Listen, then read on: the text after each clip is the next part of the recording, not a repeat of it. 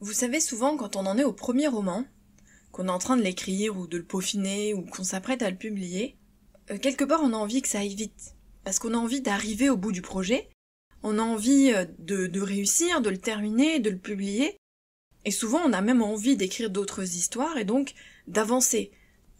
Et moi ce que je voulais vous dire aujourd'hui, c'est de prendre le temps de savourer l'aventure premier roman. Vous savez, ça rejoint un petit peu finalement ce qu'on nous dit, notamment en développement personnel ou en spiritualité, c'est de vivre l'instant présent, de vivre le moment présent, et de pas être toujours focalisé sur le passé ou le futur. Là, c'est un peu la même chose à l'échelle du roman, c'est savourer ce moment-là, cet instant de premier roman, et en fait tous les instants qui vont suivre le parcours de ce premier roman. Pourquoi ? Parce que le temps passe très vite. Moi, j'ai publié mon premier roman en 2017, je l'avais écrit en 2015, je l'ai repris pour le retravailler en 2016 et donc je l'ai publié en 2017. Et il y a quelque chose de particulier avec un premier roman. Il y a une émotion particulière. C'est une émotion qui est incroyable.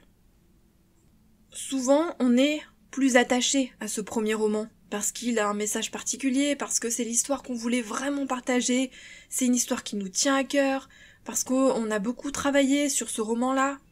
Donc c'est un roman, souvent, qui a une âme particulière comparée aux autres romans qu'on va publier ensuite. Je dis pas que les autres romans, on n'a pas travaillé avec le cœur, il n'y avait pas de message particulier ou autre, mais ce premier roman, il a quelque chose en plus. Il a quelque chose en plus parce que c'est le premier justement, et il y a plein d'étapes qu'on doit savourer. Le moment où on appose le mot fin, le moment où on reçoit par exemple le bon à tirer, ou le format broché, le format papier, le moment où on a le premier ou les premiers commentaires. Toutes ces émotions-là, elles ne reviendront pas.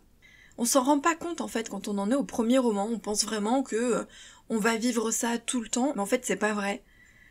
Je dis pas qu'on n'apprécie pas le reste du parcours, attention, mais ces émotions-là, elles ne reviendront pas. J'insiste parce que j'en avais pas conscience moi à l'époque, et c'est en y repensant là il y a pas longtemps, alors vous imaginez quand même, j'en suis à mon 14e roman, c'est en y repensant il y a pas longtemps, je me suis dit ah ouais quand même.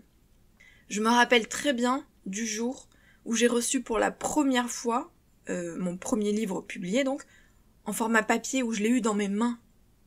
Ce truc-là, je l'ai jamais revécu. Alors bien sûr, avec le deuxième, le troisième, c'est toujours très excitant. Honnêtement, quand on en arrive à un certain nombre de romans, ça l'est un peu moins. On est content, bien sûr, mais c'est plus la même chose, puisqu'il y a une espèce de routine, d'habitude, surtout quand c'est devenu son métier.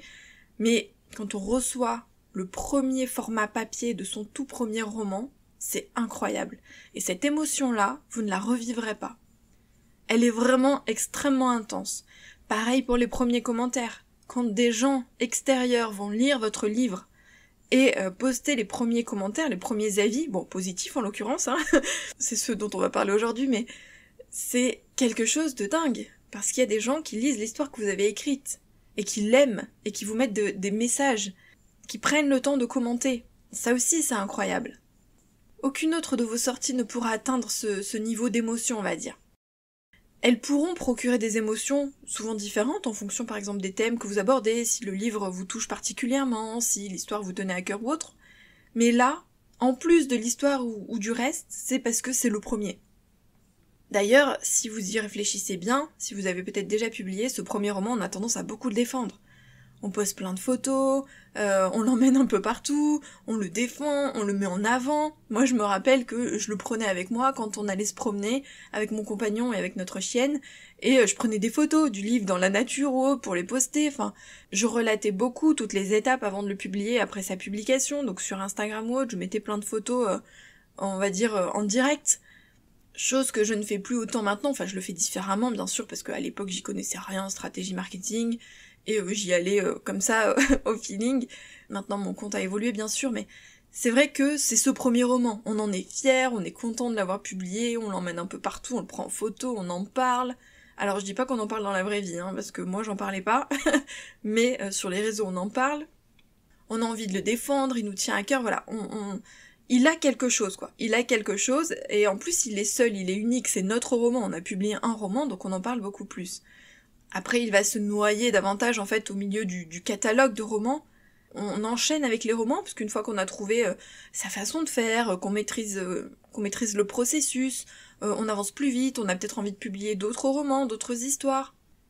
Donc ensuite, on est dans une espèce de machine, en fait, le train est lancé, et on vit plus les choses de la même façon.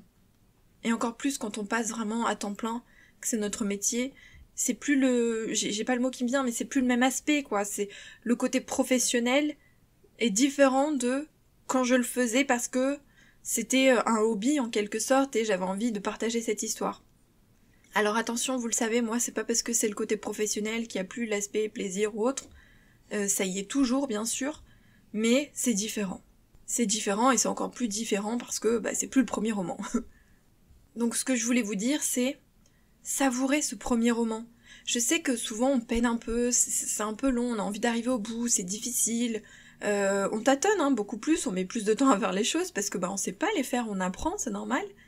Mais essayez de temps en temps, je dis pas tout le temps parce que bien sûr c'est pas possible, mais d'oublier le stress, d'oublier la pression, d'oublier la fatigue, d'oublier les croyances limitantes, d'oublier les blocages, d'oublier les peurs, et juste de savourer ce moment où vous êtes en train d'avancer sur ce premier roman.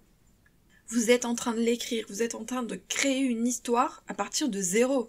C'est-à-dire que vous créez une histoire à partir d'une page blanche.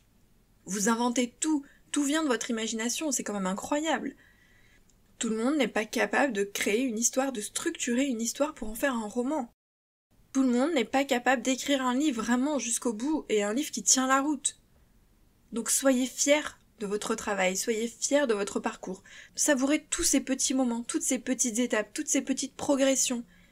J'ai écrit un chapitre de plus, j'ai créé un super personnage, cette histoire me tient à cœur, j'ai apposé le mot fin, j'ai ma première couverture, je reçois le premier bon à tirer, j'ai appuyé sur le mot publier, j'ai le premier commentaire, bref, chaque étape, savourez-la.